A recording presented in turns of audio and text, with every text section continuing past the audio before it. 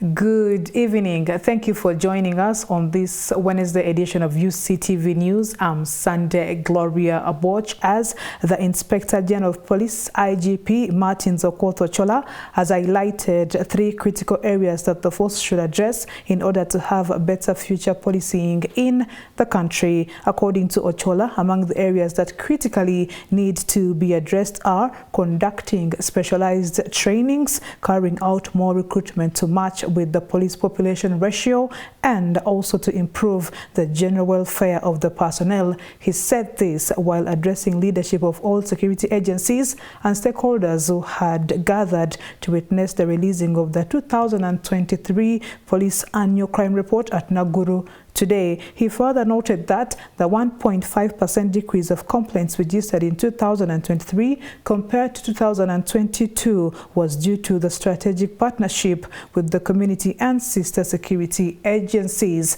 Ochola, however, expressed his happiness for having registered a total of 228,074 cases in 2023 compared to 21,653 in 2022. Meanwhile, from the Traffic and Safety Report, that Police Directorate of Traffic and Safety or Road Safety has registered an increase in number of road crashes in the year 2023. According to the last year's annual crime report released today at police headquarters in Nakuru, in Kampala, the Traffic Directorate recorded 23,608 crashes in 2023. Of these, 4,179 cases were fatal, 12,487 were serious, and 6,942 were minors. This represents an increase of 15% compared to 8,860 crashes registered in the year 2022. Achievement for sure. A slight improvement by a single day. We are still on record as, if not the first MDA to have released its annual report amongst all others. I think we deserve an applause for that. And now the State Minister for Gender and Culture, Peace Mutuzo, has encouraged youths in the Ugandan politics to desist from politics of violence and improvise peaceful ways of settling their differences. Mutuzo said this while launching the 2 days annual National Youth Symposium 2024 happening to take place on behalf of the Prime Minister at 4 Points Sheraton Hotel in Kololo today. Joseph Kabale was there and now reports. The National Youth Symposium is an annual event in which youths from different political parties convene to integrate various ways of pursuing a mutual interest and enhancing youth's inclusiveness in the governance policies. While delivering Prime Minister's speech, Mutuzo asserted that youths don't have to box each other in politics, but rather use brains and challenge each other, as she explains. We don't have to box each other in politics. We use the brains. It's brains that challenge each other. And so we don't have to tear gas. We can sit in a forum like this and discuss and deliberate on issues, candidly. And we'll all be understood and taken for the good points we have raised. So you young people are not only the leaders of today, but also constitute the largest part of our population. Actually, 78% of the total population of Uganda is under 35. That means you cannot just shape. And this is the right time with a good symposium, with a good theme to redefine governance and political inclusivity in the country. On the same note, the leader of opposition in Parliament, Joel Osenyonyi, used this opportunity to remind lawmakers and legislators who are fond of enacting laws targeting opposition political activists that one day they shall be victims as well. Once there is rule of law, respect for the rule of law, it's good for all of us. Because tomorrow, you might need that rule of law to protect you, and it might be absent. Sometimes I give the examples of people like the Right Honorable Mama Babasi, who pushed ardently for Public Order Management Act. Guess who was the first victim? As he was headed to Mali, the late Felix Kawesi arrested him and said, "Was you the one who enacted this still. General Kanechezi Haigura, when he was running police,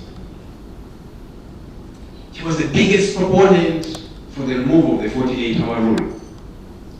Because police, for a long time, to date, still happens, they hold people for a very long time.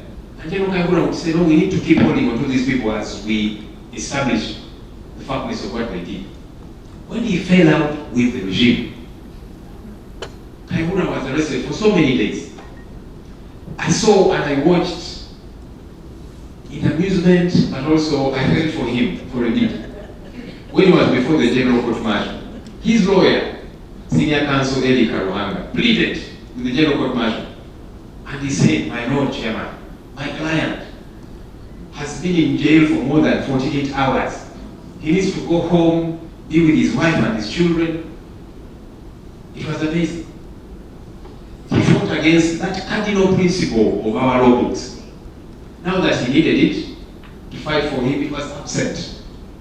So regardless where you belong, you might say it's okay for opposition young people to be treated the way they are treated because they oppose what you believe in, but tomorrow you need that rule of law for yourself as well. Senyonyi went ahead and scolded the government for the ban of the social media platform known as Meta, formerly Facebook, and added that it should reconsider this decision, as he explains.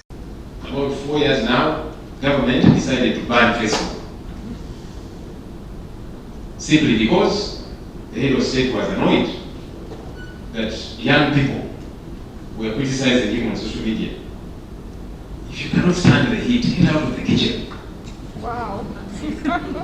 You and I, as leaders, we must get to a place where it is okay for people to criticize us. I listen, young leaders. It is okay for people to criticize you. Otherwise, then don't be a leader. Because when you're a leader, some will agree with you, some will disagree with you. And by the way, as a leader, it is your right, it is important that you defend the rights of those who disagree with you. Somebody once said, I may disagree with you, but I will defend to death your right to disagree with me. That's democracy. So it is absurd. Young people use social media for political discourse, even for business. Many young people use these platforms to sell their products, for networking, and so on. We can list how many businesses have been able to thrive courtesy of social media.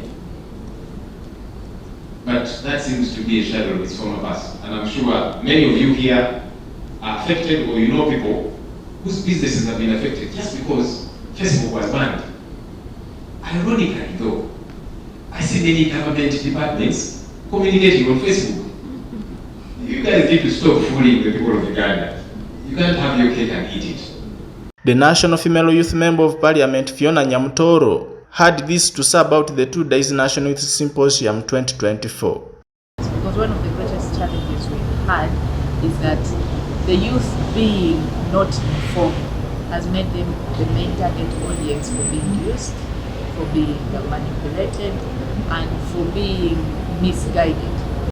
Joseph Kabale, Uctv News. Opposition leader for political pressure group the People's Front for Transition, Kizza Besigye, has advised opposition to unite for change because disunity within the opposition damages plans for overthrowing the current government. Besigye made the remarks during the Forum for Democratic Change Katonga Faction National Council meeting held to discuss the way forward for the party. Besigye says that the current government is weak and every day gets weaker, but the opposition are instead fighting each other, yet they would have used this opportunity to bring the long-awaited change in Uganda. Besigye reveals that the opposition should unite and fight for change even before the 2026 general elections, and warned opposition about the propaganda from government that Uganda has no opposition, which makes it, or which makes them hopeless. This is, I'm just saying, we need to clarify our minds. We as leaders, we as Ugandans, we talk about we want change. We we want this. What is it exactly will happen? And we say, yes, this is the change we wanted. Because I can tell you, I was standing here at the doorsteps of Parliament on the 26th of January 1986. I was just there behind Mr. Museveni as he spoke after being sworn in as a new president. And he talked about the Uganda we had fought for. And he said what is happening here is not a mere change of the guards. This is a fundamental change. I'm sure even he himself now, he can't say the same words. He would be so terribly ashamed to call what has happened a fundamental change. So, but we wanted change, but it seems that we had different ideas of what that change was. So,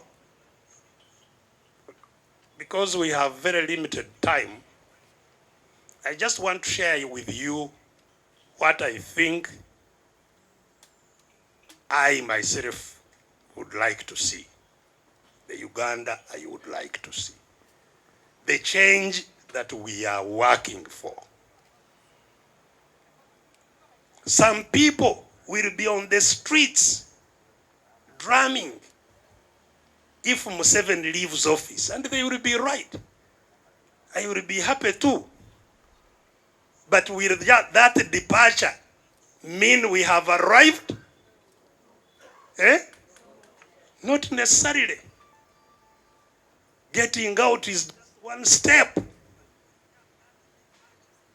I was here when the first government of UPC was overthrown in 1971. I was here in Kampala.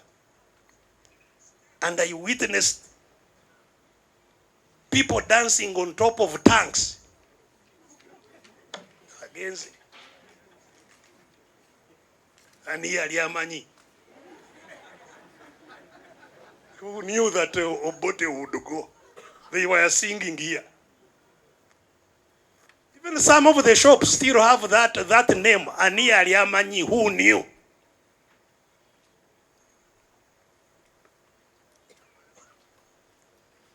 Just shortly after that, problems began. Started saying, eee. So even they moved out to Ania Liamanyi, they hadn't known that was coming. I was here in 79 when Amin was overthrown, here in the town.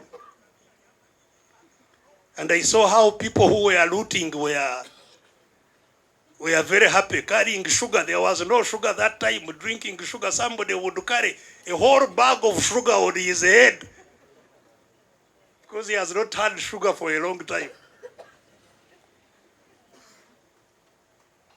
And they thought things had changed. They hadn't. This was, I'm sure, the same thing at Independence. At Independence, I was not here. I was in my village. I'm sure most of you were not born. But I was there. I was even in school. I attended the band. And there was indeed happiness in the air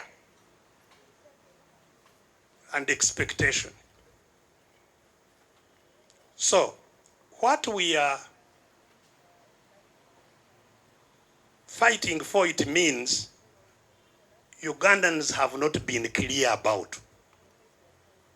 And they will not get to where they are going unless they make their minds very clear. This is what we want to see, and they fight hard until it is seen.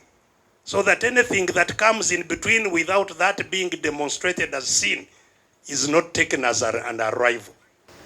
And so, in the mandate you have given us, we are seeking to repair, we are seeking to restore, we are also seeking to rebuild. And we stand tall and proud as organizers of change, defenders of change, guarantors of change. And we should be happy with ourselves. I am also happy to tell you that our history, which is even being made today, defines us as part of the solution for democratic change, not part of the problem. We are proud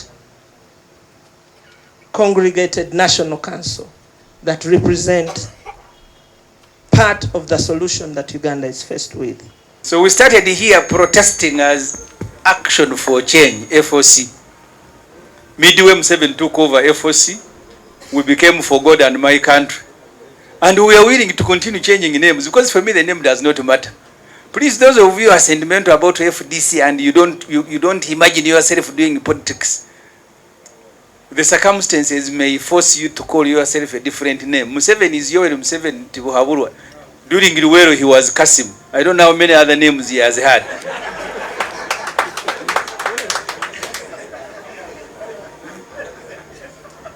So the obsession, I see it among our colleagues here. And I'm just inviting you. And that serves also to tell you we are in this together.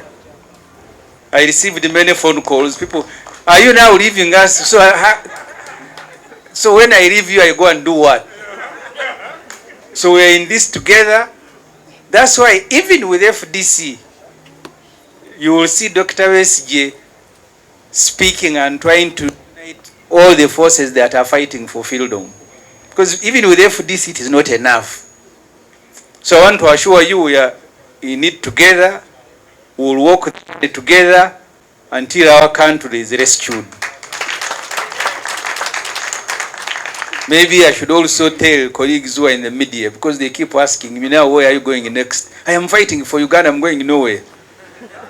Thank you for watching. That's all we had for you from the local scene. It is time now to look at Today in History.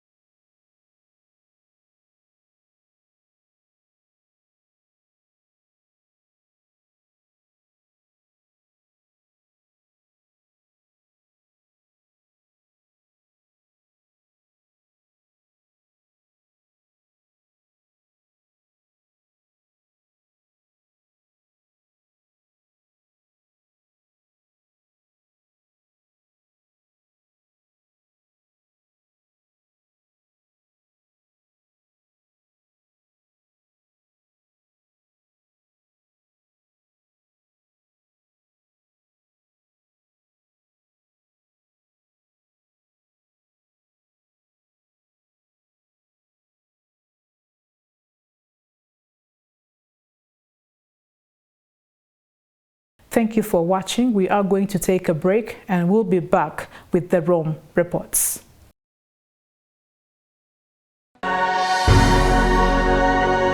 Uctv, good news for all.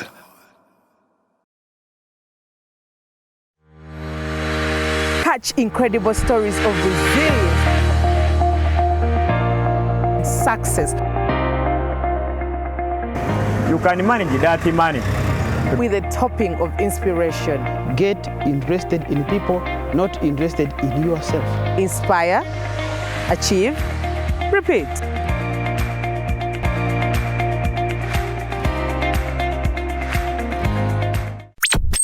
You are watching Uctv, good news for all. For this and more, tune in to Kasese Get Radio 100.5 in Western Region, located at the hill of the Diocese of Kasese. KGR brings you all Catholic programs and an advertising platform in all our radio shows like Good Morning Renzori, Chama Towoka, Ukute, the business show, Propeller, the request show and sports, Evaluation, Bahinga Bakuluka, Late Night Show, and many others. Our other services include Isuzu Tipa, a Noah car, public address system, live band, Omokekera, an audio recording studio, and outside live broadcast. For more information, call 0773 597 166 or visit our website www.kasesegetradio.com. Kasese Get Radio on Musondoria, the voice of truth. It's unbelievable. Now, companies, businesses, and organizations can make bulk payments easily with Centenary Bank's corporate center SWIFT to anyone without the need of a bank account, anywhere, anytime, just like that. The recipient needs only their phones, national ID, and token number received via SMS to withdraw money from any center agent nearby. The Centenary Bank's corporate center SWIFT is simple, secure, and convenient. You think it's too good to be true? Visit any of our branches countrywide or visit www.centenarybank.co.ug to know more. Centenary Bank. Centenary Bank is a member center group regulated by the Bank of Uganda. Customer deposits of up to 10 million shillings are protected by the Deposit Protection Fund of Uganda. Terms and conditions apply. UCTV. Good news for all.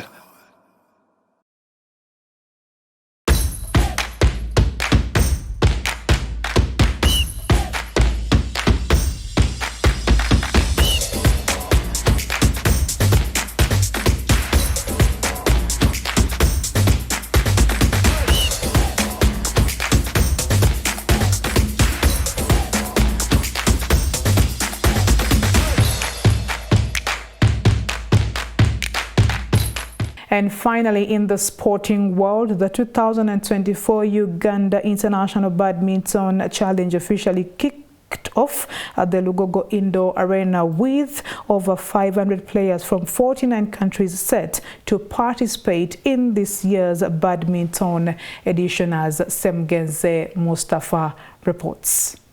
Committee, we are very happy that the Uganda Badminton Association, together with Africa Badminton, are hosting this international challenge with over 49 countries and about 150 players from across the world. We have players from America, from Latin America, from Europe, Asia, Africa, and Oceania. We have 49 countries, and this is an important event because it's a qualifier event for the Olympics. The various players who have traveled from far and wide are here to try and amass points. One of our Ugandans is also trying to get points. The young lady, she needs about 3,000 to 4,000 points to qualify for Paris. But we're very happy that Uganda Badminton Association has stepped up. This international challenge series has only been hosted in 4 countries in Africa. That is Nigeria, Reunion, Mauritius, and Uganda. Therefore, we congratulate Uganda Badminton Association for hosting this very important challenger event here in Uganda. And we look forward to the athletes doing their best, but also taking advantage to see what Uganda has to offer in terms of tourism opportunities, the national parks, the gorillas, the source of the Nile. So we congratulate them and wish them all the best. 2024 is starting today, that is Wednesday 21st, and it will be ending on Sunday 25th, this month of February, here in Lugogo. And of course, this is the last qualifier for Olympics on the African continent. It has attracted 49 countries, and these are all over the world because we have Australia, we have Brazil, we have Jamaica from the America, Canada, then we have Europe, and of course we have Asia, and of course Uganda. So the whole world is here. They are looking for points to see that they can qualify to go to Paris. The total number of entries for this tournament is so huge because it is 450. But as Uganda, we had the 97 players that in this tournament. Unfortunately, not all of them would go in because of their rankings. So many of them were in the reserves. So the number that went in is about 30. But we expect good results because they've been preparing for it. And of course, they are ready to see that they can have points to improve their qualification chances. Firstly, my name is Naloza Tracy. I'm a badminton player. Apparently participating in the Uganda International Challenge. Yeah, I feel like this tournament has a lot of points that can actually help us qualify for the Paris 2024. I would say it was hard luck for us because, I mean, our opponents were a bit lucky because we felt like we had it all. But then, yeah, I'm still thankful for the silver medal. I mean, we came a long way to reach the finals themselves. So yeah, this is kind of something different. So I feel like, yeah, we are just adding up on what we did in Egypt. You think how far can you go as a player in this championship? Apparently, I can't say anything about my singles because I'm going to do my best. But for the women doubles, I see myself in the quarterfinals. Yeah, hopefully we get there with my partner, Fadila Shamika. By the names, I'm Emundo Expendito, Uganda national team badminton player. I expect to go further because I've been preparing for this tournament for quite a long time. Since last year, we've been having international tournaments like Uganda International, Kampala International, and we've also been playing some other tournaments like All Africa Championships. So I'm really well prepared for this because I've also had some training before the competitions. So I'm really prepared for this championship. And with the sporting segments brings our bulletin to a close. Do stay tuned to the Uganda Catholic Television. Good news for all. I am Sunday Gloria Abwatch.